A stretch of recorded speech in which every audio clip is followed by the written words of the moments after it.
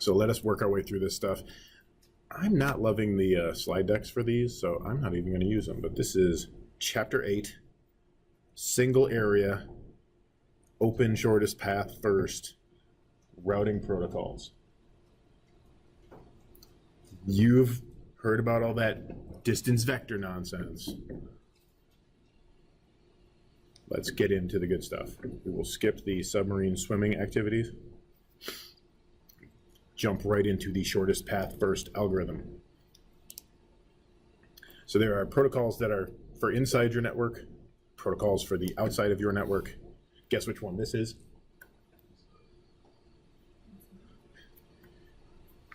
Very good.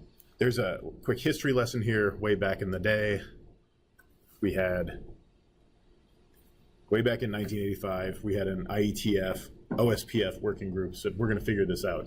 And if you followed the nonsense that's been going on with the Wi-Fi being hacked and the Kraken thing being broken everywhere, one of the big complaints people have had is that if it had been developed by the IETF or the IEEE or something a little more open than the Wi-Fi working group, where it's apparently tens of thousands of dollars to get your hands on a copy of it, the bug might have been found a lot earlier than it actually was.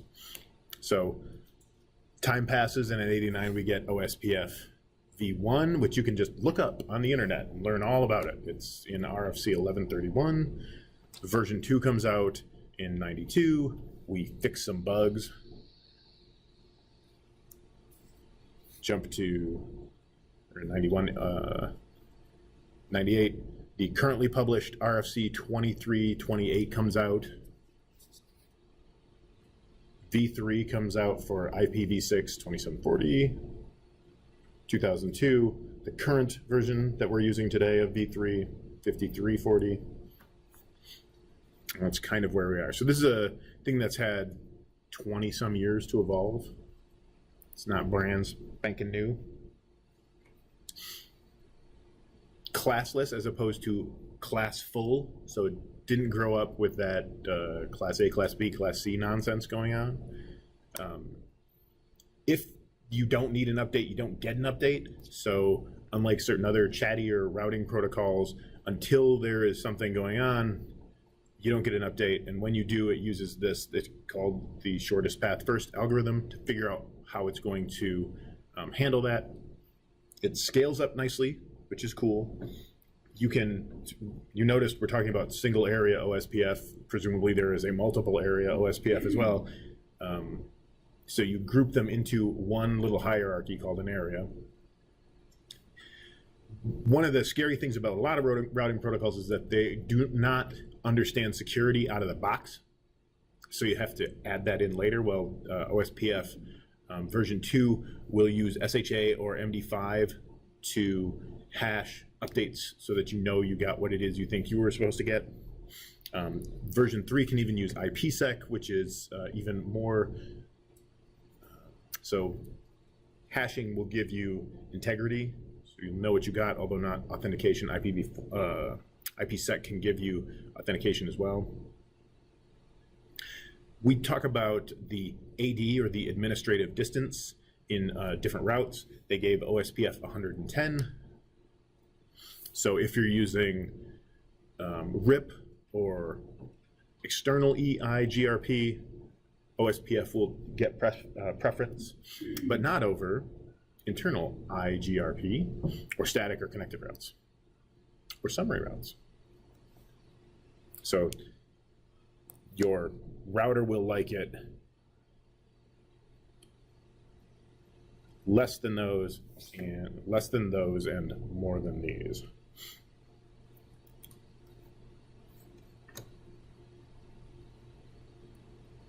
Cisco devices like it. So the three things you have to worry about in OSPF. There is an adjacency database. So a list of who my neighbors are. Each router, it's a little bit different because they're different routers and they therefore have different neighbors. The Cisco command for it, show IP OSPF neighbor, will tell you these are my neighbors, like show CDP neighbors. There's a database that contains the state of the links, which they've cleverly named the link state database, that tells us about the topology of the network that we learn from other routers. Routing by rumor again. That thing over there says that these things are connected this way. Once it all gets set up though, it's identical for everybody. So we all know about everything inside of our area. And if you show IP-OSPF database, you'll find out about that. And then, like all of the routing protocols, there's a routing table. And we'll call it our forwarding database. Show IP routes, what gets you there, which you should be way familiar at this point. But those will be unique because your router may have some stub networks on it that it doesn't tell anybody about, or it's got some static routes or whatever. So it could have a bunch of stuff that is not listed for, you know, router 1 can know stuff that router 2 doesn't know. So how do we explain this stuff to one another? How do these routers talk to each other? Hello packets, database description packets, link state, requests and update and acknowledgement packets. Those are how we talk to one another about what's going on. And remember the Dijkstra SPF database, and that's why you will see a D for these. OSPF puts the best routes, even though there may be more than one route to get to a thing, into its database. So you get the best forwarding available, best routing available. So here's the breakdown on how all that goes down. Turn on your network. Step 1, establish neighbor adjacencies. So let's all figure out who we're connected to right now. So router 1 sends out packets to 2, 3, and 4. And they say, hello, what's going on? We're going to use OSPF for this. On all of the interfaces that it knows about. Then they have link state advertisements. And those tell us what state is this link in and how much does it cost. And they flood those to their adjacent neighbors. Eventually, everybody knows everything about all of the link states. You got all that worked out, sit down and work out the topology table, the link state database. Figure out, like, on this particular drawing, figure out where all of these links are and their various costs in a big tree. Then send it to the shortest path first algorithm to work out which ones are the best, figure out a nice routing tree. This is the shortest path first tree that it works out, and what you're left with eventually is something that is along the lines of a routing table. So far, so good. Now, what is it called when a network does this? Oh, Jacob knew. Yeah. Convergence. Now, once all this goes down, your network is converged. We all share, we've all got good routing tables. We all share everything there is to know about the topology. The network is ready to rock and roll. And if you remember Cisco 1, you turned on packet tracer the first time and there were 1,000 devices on that layout and you started trying to do the packet tracer immediately and nothing worked. You were like, whoa! Because that hadn't happened yet. So, single versus multi-area. In this first drawing here, we have an area, which is what we're going to work on today. We will call that area, area 0. If you only have a little network with just a couple of routers, this is fine. This is what we'll work on this week. No biggie. If you add a couple of areas, now we've got the place where they keep all the alien dead bodies in my house. Then you use that area 0 as the backbone to interconnect those routers. So maybe this router really doesn't care about how this router gets down. It just needs to know that if it needs to get over there, talk to router 2 and router 2 will handle it. So we don't have to have all of that business we were talking about earlier, hello packets and exchanging link states and coming up with a table that defines everything, if we have different areas. Routers that are on the border of your network are cleverly called area border routers. So they're the ones that have to do the heavy lifting of figuring out who's on the other side of router 1, not any of the routers in area 51, and the guys in area 1 don't have to worry about it either. If a router goes down, if a network goes down, if AT&T decide, or if Consumers Power decides they need to turn off the college for a while, that jacks up the information over here. And remember we said the OSPF is so sweet because it only lets us know what's going on when a link goes down, doesn't have a lot of chatter otherwise. Even if the link goes down, these guys over here in area 1 don't need to know about it. So they don't rerun all the rest of that process, which includes telling everybody what the link states look like, getting everybody all synced up on that. Then we do the whole shortest path first calculation, and that takes like time and CPU resources away from your routers, which should be busy routing packets around. They don't need to be messing around with all that other business. And those are the upsides. By breaking it down, you wind up with smaller routing tables, and big routing tables slow down the way packets are processed. There's not a lot of link state updating going on. Even if you've got like a flapping link, a link that goes down, then up, then down, then up. In area 51, area 0 and area 1 don't need to know about that. And then every time a link state changes, that calculation takes place again. It goes through, figures out based on these costs and the state of the link, where are we going to send packets? All that stuff goes away. The border routers belong to an area? 2 of them. Correct. Okay, here. We'll skip the activity here. So like everything else we've talked about, these are Ethernet frames.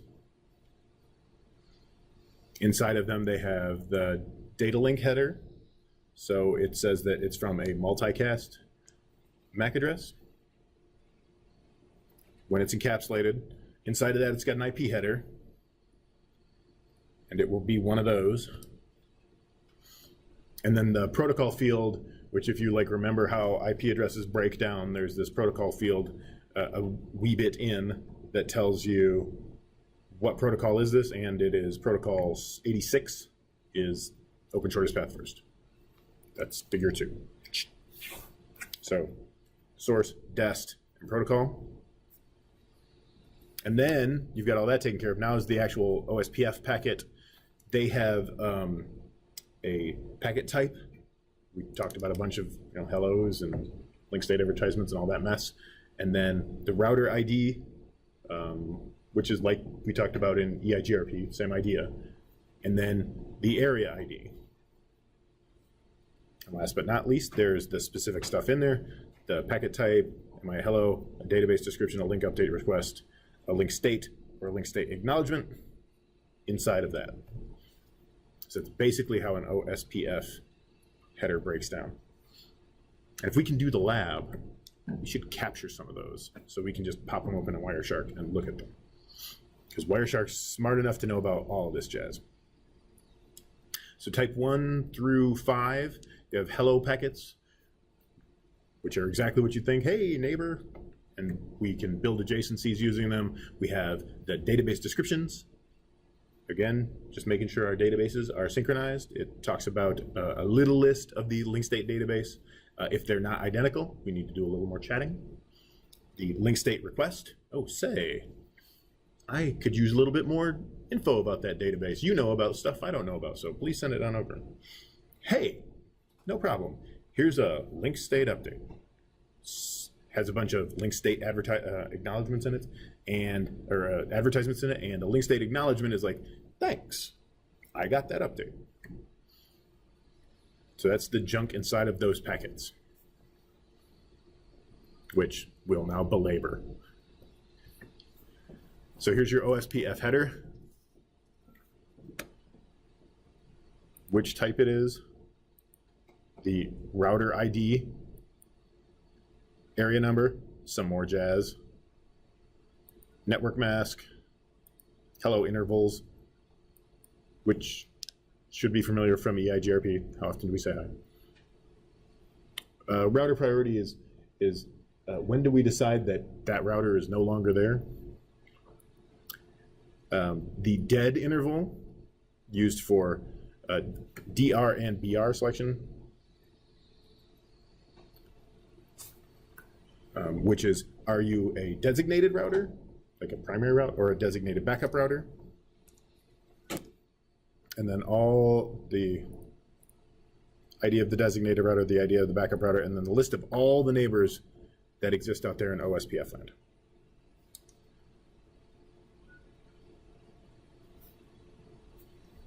These packets pop out on multicast address 224005, 224.0.0.5, or FF025 if it's IPv6, every 10 second on multi-access and point-to-point networks, or 30 seconds on non-broadcast multiple access networks like old-timey frame relay networks. Which this might be the last time well, no, this is 6.0, so this is as much as you'll probably hear about frame relay. We used to spend a lot of time talking about frame relay in Cisco land, and I'm glad we don't anymore. Dead interval, remember we had timeouts in EIGRP, dead intervals in OSPF. How long am I going to wait to get that packet from you that says hello? If I don't see it in 11 seconds, you could be gone. So if I don't get one in 40 seconds on decent networks and about 2 minutes on a crappy network, I'm going to assume that you're no longer there, and we're going to start routing around. 40 seconds seems like a long time to me, though. Yeah, that's a long time to be ping timeout, ping timeout, ping timeout. That's a good long wait. Why is the network? Oh wait, it's back up. 40 seconds later. Link state updates. We've exchanged 2 DBD packets, a list of the stuff we know in our link state, database update packets. Then we check those against our local link state. Once we've gotten one of those link state packets, those are type 3, we send a type 4, a link state update. Stop me if I screw this up, because there are a lot of numbers here. Type 5 acknowledges the type 4, and then there are 11 other updates that we can, 11 total LSA types that we can transmit. So all the information we need to know for destination networks and what's going on our links. I'm a particular fan of LSA type number 7. I like not so stubby areas. Is that a stubby network? No, that's more of a not so stubby area. Oh, fair enough.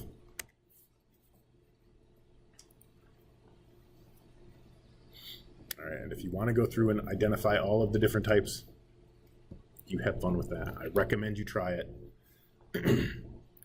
So transitioning through OSPF, it's a beautiful trip from the down state to the full state. When we're down, we're off. We try and send hello packets and initialize. So you plug in a network cable, the little blinky lights start going, and we start trying to initialize.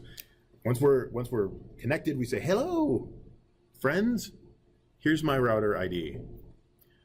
And because we don't know anything, we know that we're on. Then we get our link. We have to figure out who's the boss. We need to elect a designated and a backup designated router, and we can start transitioning to synchronizing those OSPF databases.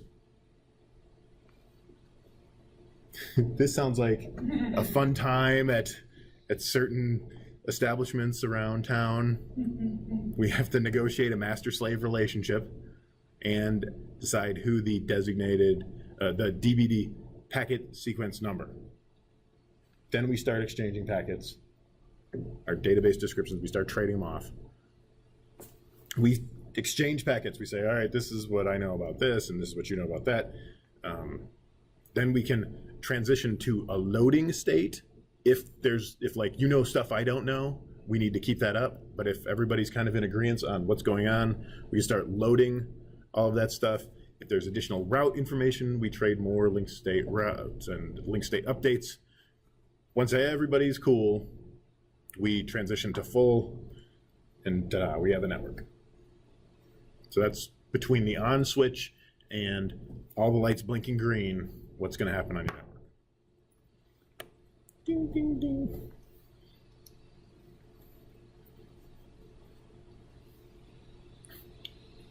When that goes on, you have to establish neighborhood adjacency. So from off to init, we send over a hello packet. Hi, I'm router ID 172.16.5.1.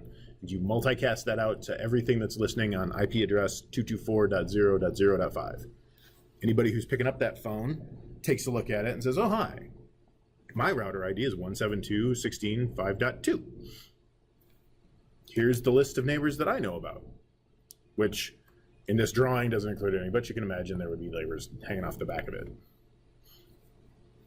And he goes, oh, well, my neighbor list, pretty much you. Oh, well, great. Then they set the default priority. If I'm the second highest router, I say, well, my IP address or my router ID, which is figured out by our IP address, is lower than yours. So I think I'm the bottom in this relationship. That's the way this is going to work. Router 2 decides it's the top because it's got the same priority. We haven't changed them. And it's got a IP address that is one higher, right? This one's .1, this one's .2. So now we're all happy. And then those hello packets will be the only things going over the wire once everybody's settled in and figured out what they've got. So it gets a little more complicated if you have more than one neighbor. The number is n times n minus 1 over 2. It's a fancy way of saying you'll need to connect with everybody except yourself. So I think that drawing does just a fine job of explaining that.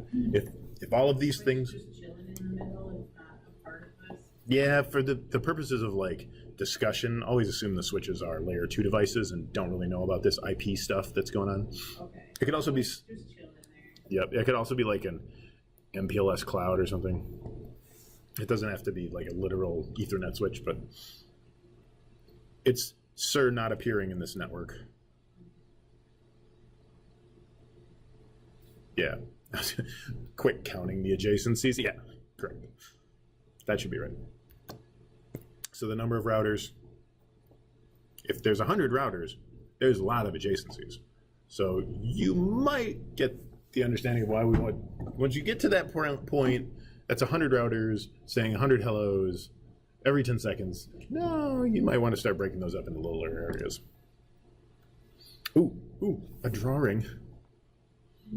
Look at all those link state advertisements. Hey friends, find out about me.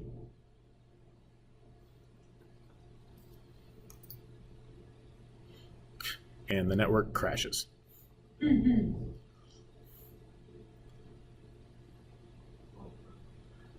Yeah. So that's when you have flooding. Ooh. Here's all the LSAs being advertised. Ding, ding, ding, ding, ding. Does kind of keep it to a minimum though, right? Because if router 2 knows all the things, shares it with everybody else, it doesn't get too ugly for us. Play the animation to see the roll. So synchronizing our databases. When we figure out who goes first, We decided that router 2, we decided 2 was bigger than 1 earlier. Seems appropriate. He says, here's the stuff I know about. Router 1 says, thanks. Here's stuff I know about. Thanks. Very polite protocol. We exchange our packets. Then, if there's something going on, for example, in this case, router 1 is trying to load up. He doesn't know everything about the 172.16.6 network, which we assume is something that router 2 has going on, like over here, that he told router 1 about. He's like, oh, well, tell me more about that network. Router 2 replies, here's more about that network. Oh, I acknowledge that. Let's all move on.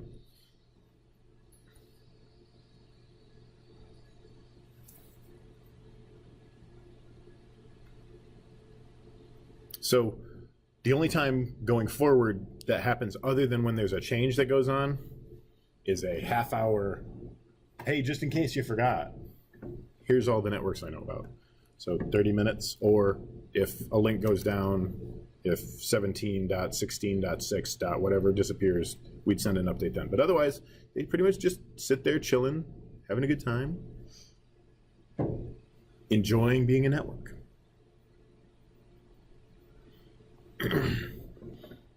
So here's your topology for the rest of the class, which I have tested a lot today because I forgot how wireless networking worked. So it looks like that. One of the ways we cheat that, by the way, is router 2 doesn't actually have connection to the internet, although we could do it. If we really wanted to, we could in fact set up router 2 to talk to an ISP, but it's set up as a loopback interface, so it's cheating. So we say if you can ping, what is that, 209.165.200.226, then you can ping the internet.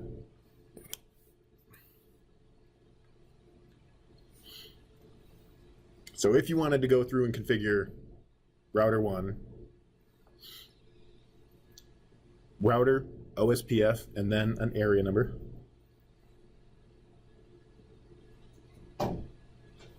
Oh, I'm sorry, router, OSPF, and then a process ID number. Show all. Thank goodness they have that there so you can type that one line. Here's the order of precedence for that. Router IDs are unique IDs. If you may explicitly configure them, this should be sounding a little familiar. If you put one in, they'll take that. If you have an IPv4 loopback address, we'll take that. Otherwise, like we did in our first example, the highest IP address wins.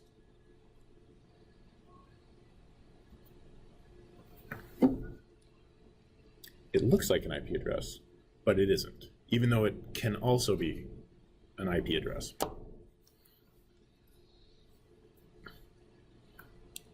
So in this case, we've explicitly applied a router ID to each of the interfaces.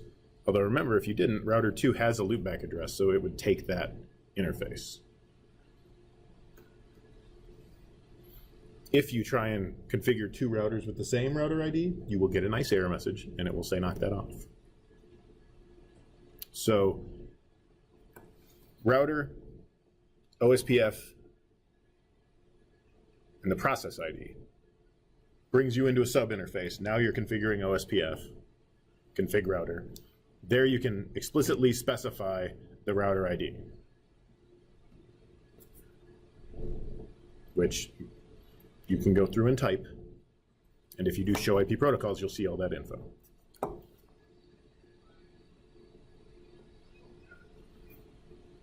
To change it,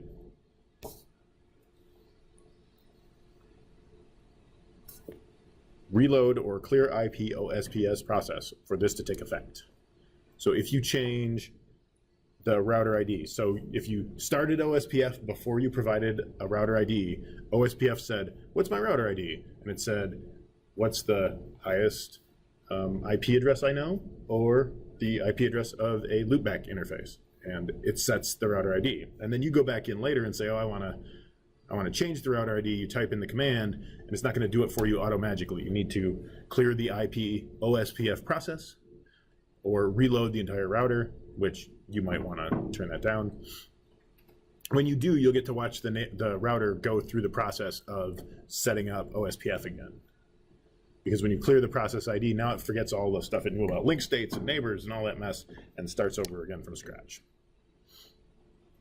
So how fun is that? And there's all the commands we need to remember to do that. Router OSPF and the process number, the router ID, and then end it. After that, clear IP OSPF process. And it will ask you, do you want to clear all of the OSPF processes? And then it will, when you say yes, it'll go through and clear it out for all of them. And then when you show IP protocols the next time, then it's got the router ID you set up. So pro tip, if you change your router ID after OSPF has had a chance to set itself up, you need to reload everything or it doesn't know about it. It'll sit there being the old router ID. The other way you can do that is you can create a loopback interface and give it an IP address, which seems silly to me, but older versions of iOS, the one for routers, not the one for phones, doesn't quite understand how that whole router ID thing works. So if you've got really crusty routing software running around your network, you'll have to do that, but shame on you. Get some updates. This should sound familiar. Network. You're in the OSPF. You want to add the command. It's network address, wildcard mask, not subnet mask, area, and then area ID. Area ID is the OSPF area, so 0 or 51 or 1, depending on which one of those 3 areas we're working with. But right now we're just worried about single area OSPF. So to review, if your subnet mask was 255, 255, 255, 255, and you wanted to mask out parts of it, your wildcard mask would be 255, 255, 255. The rest would be zeros. The 255 parts, the ones, would cancel out. 1 and 1 is 0, and 0 and 1 is 1, and you would wind up with a wildcard mask. And there is a slightly more complicated version of that. You got 255, 255, 255. Now you probably have to do some ANDing to figure out the difference between 255 and 192. 192, what's that? The first 3 bits are on. First 2, yeah, 128 plus 64. Yep. And then the last 6 bits, you add them up and you get 63. Or you can just check the computer. Well, who wants to do that? Maths. You could also have a wildcard mask that was like different. You could have a wildcard mask that was 100111111. And that would just completely screw things up. Not maybe for OSPF. But you can do it with like firewall rules. And then the network command that tells us which interfaces will be participating in OSPF. So in this case, router 1 is OSPF process 10, and it knows about networks 172.6.0.0, and then the wildcard mask for that network 000.255. It's in area 0. The 172.16.3 looks a lot like a network that is just a link, because its wildcard mask is 0.0.0.3, which means just the last 2 bits. So that's a network with only 4 hosts on it. Same thing with the next network down there. A quad 0 network would be exactly that address, exactly that thing.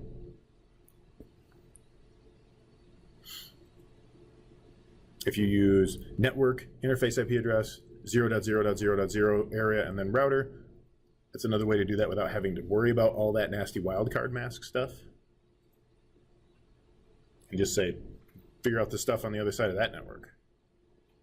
What's that thing connected to? So it will start advertising on that network interface. And there are two different commands to get us to pretty much the same place.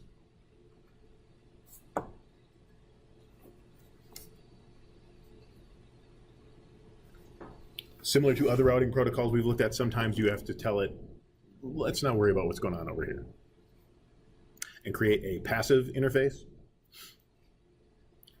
In this one, in this topology, there's three different routes. Three different routers have gigabit 0. We don't want to send routing traffic to this LAN that's over there because it's not going to route anything.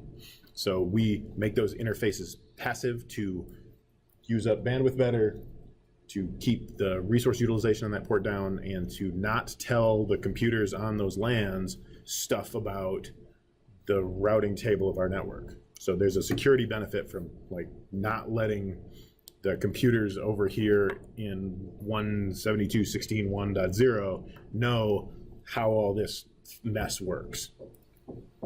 They just need to know to send their packets to the router. Me telling them stuff about the rest of the network, that's no good. To set that up, same command as we used previously, inside of our router configuration, passive interface, tell it the interface that's passive, and you're done. So in this case, notice that after we do a show IP protocols, it'll tell us about which interfaces are passive. You can type along with Cisco right there.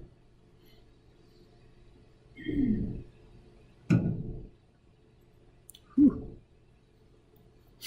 The OSPF metric.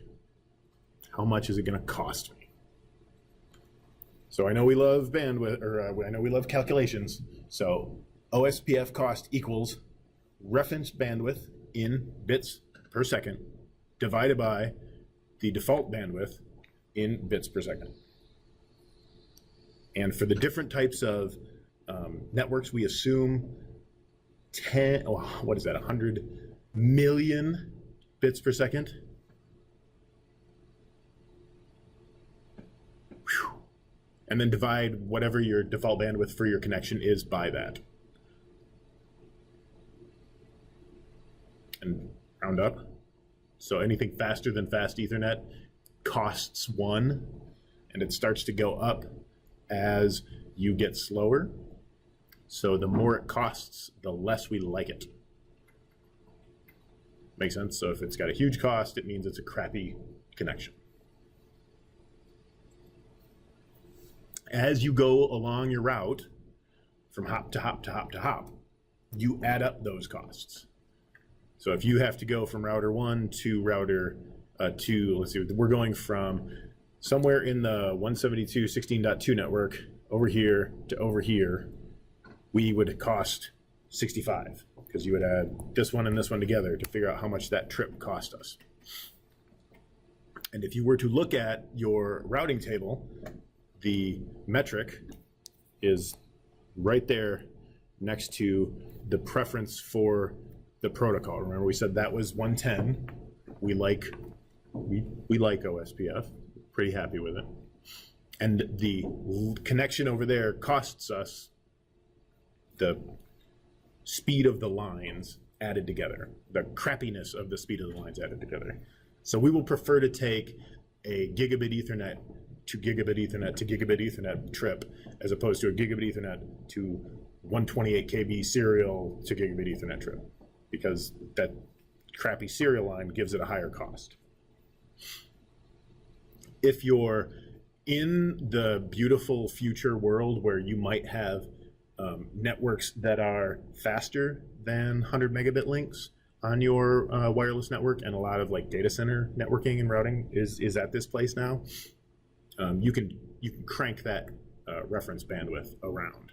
So you can adjust the cost so that if you raise it up, to the point where gigabit is the reference bandwidth, then you start shunning the connections that are slower than a gigabit. Shun the unbelievers. Shun them, Charlie, shun them. So here we've tweaked the cost, and all of a sudden our serial interface, even though it is 1.55 megabits per second, starts looking really ugly on our routing table. So the metric to get to the router 2 LAN, where's my picture? Starts getting worse and worse when we start playing around with the default cost. So if you've got a faster network, this is a way for you to make OSPF do a better job of figuring out which links are better links to use. Because you've got so much bandwidth that you can just go nuts with it. If you have old crappy serial lines, you can adjust the actual bandwidth on those lines. So in here, they adjust the interface serial 0 bandwidth and turn it up all the way up to what? 64. Whew. And 1024 for serial interface 1. Those are super fast. And then the cost will adjust appropriately. You may manually specify it as well. You can go in and set no bandwidth, turn off the bandwidth, and just set the OSPF cost. So if you have a link that is like, say you've got 2 gigabit links leaving the building, but one of them you have to pay for by the bit and one of them you lease by the month, you can set an arbitrary cost on the one that's more expensive and make it less likely to be used. You know, set it up so that it basically only runs if the other one fails. Although what a waste. Better ways to do that. So they're the same thing. They're the same way to accomplish 2 different things. If you just, you could sit down and work out the math on the bandwidth costs, multiply them out versus your reference bandwidth number, or you can just specify that number. So 6 of one, half a dozen of the other. I guess by specifying the OSPF cost manually, you're going to do a little less math in your head. But you're taking all the fun out of letting OSPF calculate the cost of your connections. So, show OSPF neighbors is your friend. It will tell you who you are connected to and the current state of your connection, which you can see if we plug in real routers and turn them on and let them negotiate their states. If you start OSPF neighboring, you can see them work their way through the connections. And then how long has it been dead for, what's its address, and what's it connected to. My awesome circling there. So show IP neighbors, show IP OSPF neighbors is your command. And you'll learn all sorts of fun things. Neighbor ID. Where's it at? Show IP protocols will tell you all the interesting things you want to know about your networking, how you route, what areas things are in, your router ID, the router ID of your friends. There's an OSPF process, and that's what that ID number was. You can have more than one OSPF process running, and that's why they have individualized IDs. If you show that command, it will tell you the last time it went through and did the calculation for the, last time it did the Dijkstra calculation, figure out which one of those paths is the best.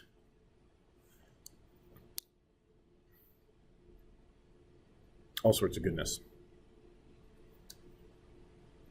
Make sure you go through and do a show IP OSPF interface brief to find out which interfaces are a part of this mess. Again, one of those things you have to go in and configure.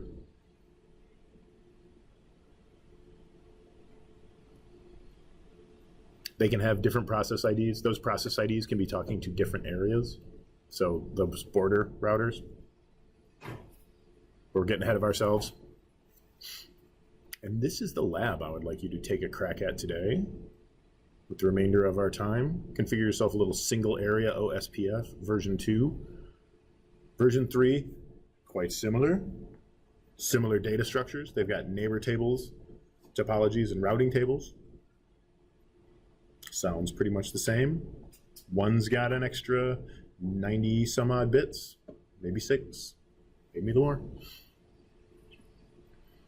All of those configuration and verification commands. I like the word verification. I'm going to keep that in my toolbox. Add a v6 to the IP part and you're in business. Pretty much the same deal. Both link state, both use the shortest path first algorithm. The metrics are the same thing. The auto cost reference can be tweaked. They do neighborhood discovery the same way. Talk to their neighbors, hello packets. The election process for who is the DR and the BR are the same. They have areas. We don't flood everything over there. Same idea. OSPF 2 and 3 both use a 32-bit number, so don't use an IPv6 address to create a router IP for IPv or OSPF v3. I guess that's the only part that strikes me as counterintuitive. They advertise on their various multicast addresses. So with IPv4, it's the whole 224.0.0.5. IPv6 version does FF05, FF2::05. So the fifth address of that. That's the router multicast. The DR and BR are done on 224.6 in IPv4 and FF02::6 and IPv6. You configure the network command in IPv4. In IPv6, you do IPv6 OSPF process ID. So we were using 10 in the previous example, although you probably want to make it 11, so you had different processes. The area word, and then the area ID of that area. IPv4 unicast routing is on by default. IPv6 is not, so you have to do the IPv6 unicast routing to turn it on. OSPF v2 will only do plain text and MD5 hashing, which again, not good enough. Could be better. Or HMAC SHA.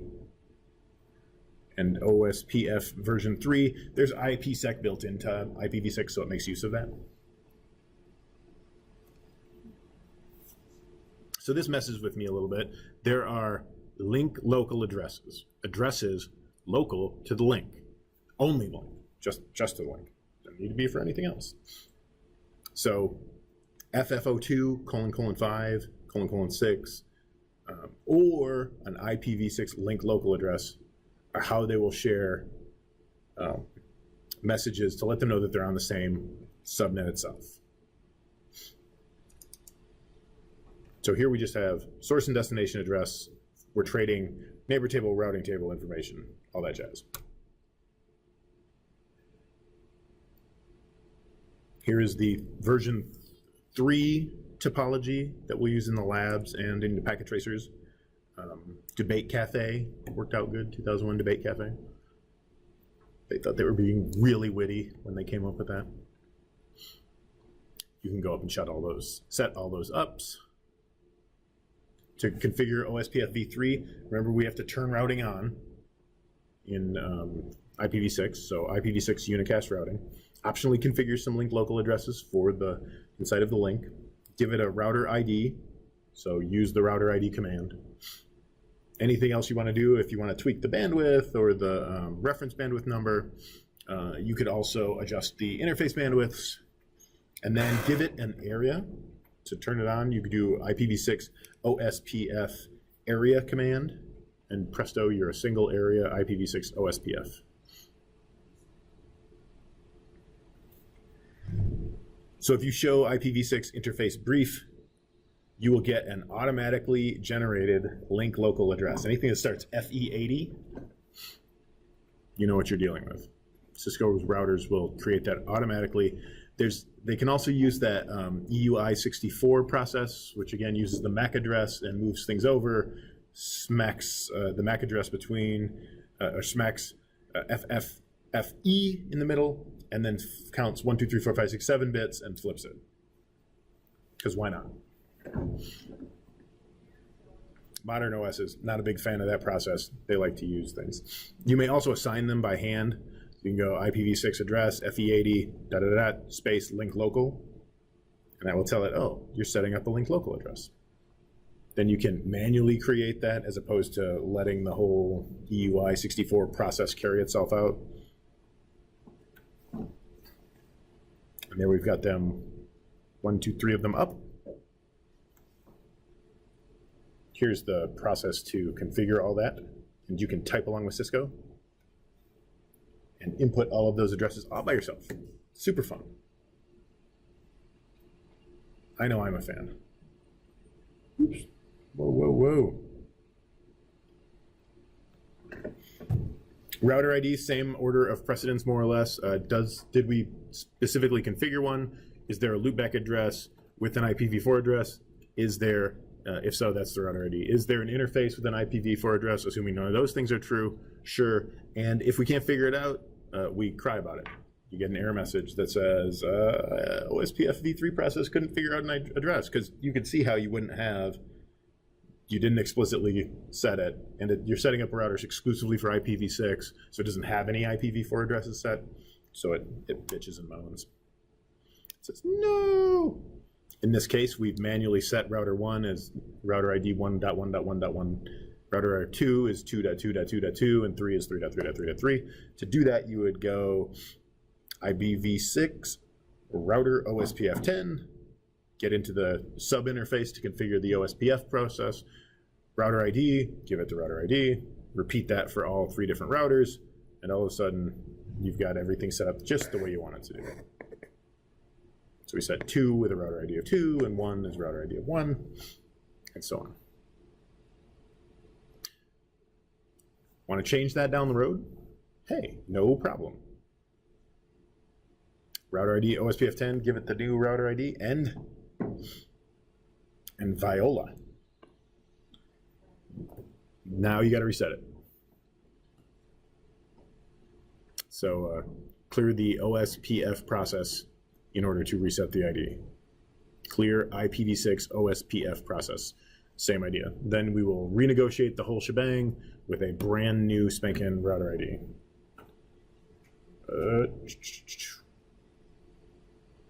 Yep, so here, clear IPv6 OSPF process on router 1 to let it go through and work out its adjacencies and all that fun stuff. Figure out who the boss router is, who's on top, who's not. Then into the interfaces. So instead of configuring each and every little thing, interface, gigabit Ethernet, IPv6 OSPF, process ID, area ID, for each of the interfaces you want to configure that with.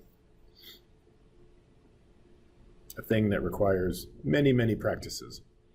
Does each pair of routers have the master, or is it the whole, out of all 3 of them, one of them? The whole shebang. Somebody's the designated router and someone's the backup designated router. The DR and the BDR. There's a lot of B and D and master and slave going on here. It gets confusing. So that is enabling OSPF on the interfaces. IPv6 OSPF 10 area 1 for this first serial interface, second serial interface, and so on. Even though the first serial interface is the 0th serial interface. Show IPv6 OSPF neighbors, does exactly what you'd think it'd do.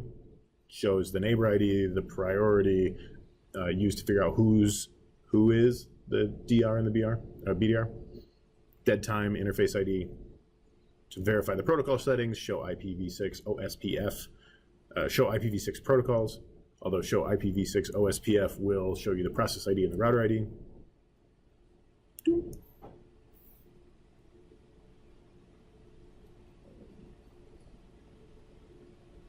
Those are the processes for router 2 and 3.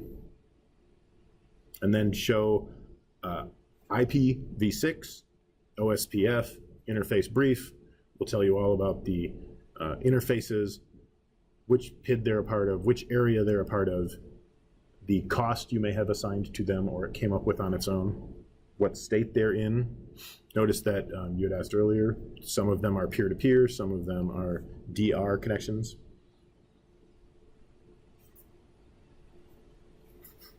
And then show IPv6 route OSPF will show you the routing table that this whole process has managed to, we spent all that time, that's what it came up with. All sorts of routing table-y goodness.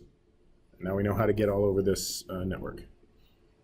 And then if you had a ton of time, you could go through after configuring OSPF v2 and do the whole thing again. Actually, it wouldn't take a ton of time because after you've got it cabled and set up, setting up OSPF v3 would be a snap.